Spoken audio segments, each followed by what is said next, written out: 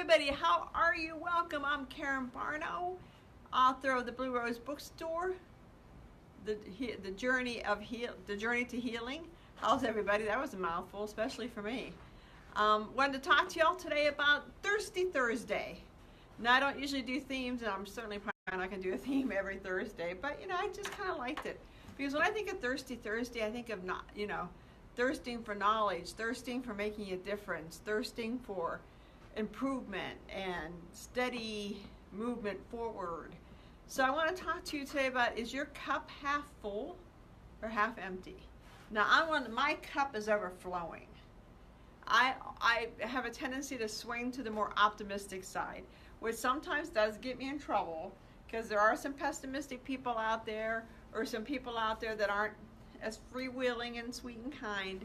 And because I swing to the optimistic side, I kind of miss that until maybe too late. But I just choose to see the best side.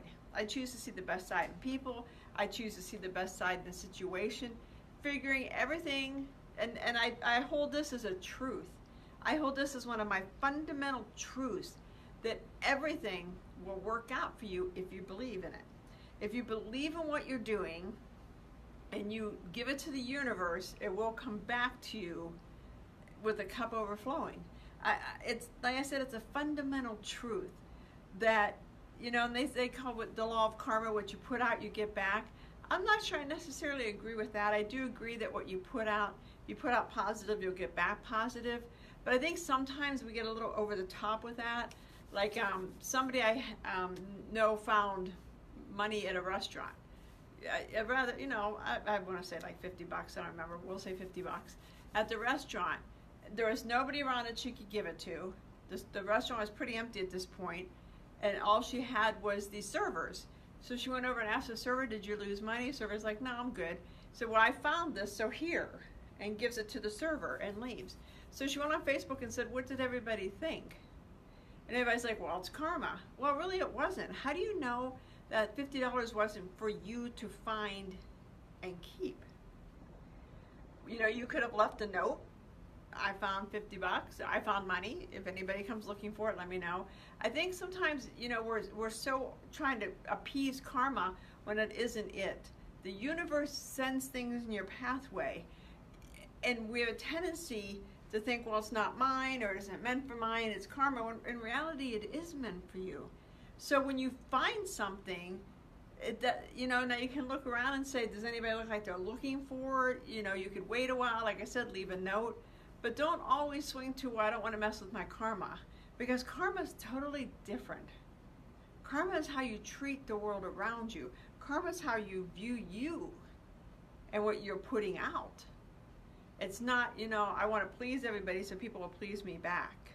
Or I don't want to do anything bad because bad will happen to me. It's not the yin to the yang like everybody believes it to be. So what you put out in the universe, for the most part, you're going to get back. And every once in a while, the universe is going to throw you a challenge, because you have to grow. We have to continually up-level our lives as we move forward as well. So we up-level our lives by learning lessons. And we learn lessons, some the hard way, some the easy way. I'm a hard way lesson to learn. At least I was when I was much younger. It took a long way to get me to say, I need to change.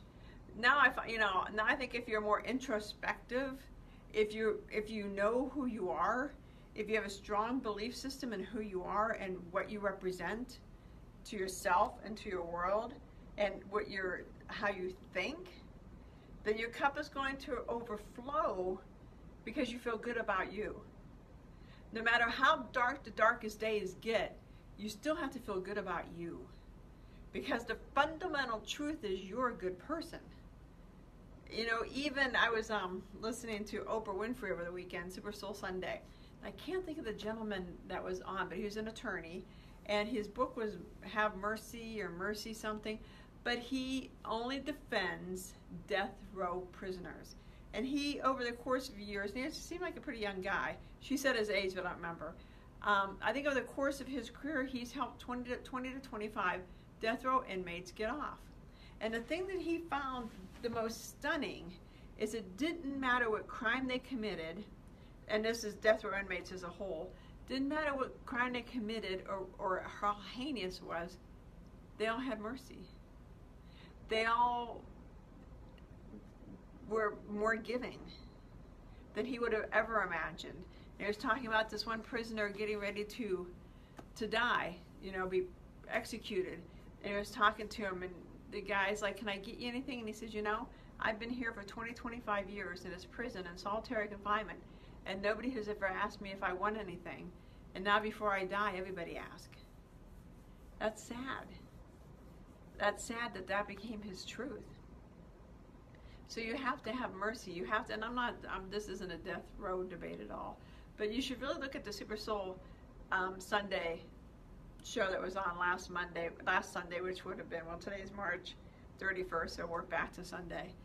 It was so interesting that I want to get the book to read it because I'm fascinated by people's behavior, and these are the people that have been accused of doing the worst in society we could do, but are we in turn though throwing away a generation?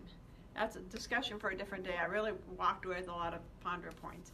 But getting back to what I was talking about, a lot of those prisoners considered their cup overflowing. A lot of those prisoners felt like, okay, it's all good.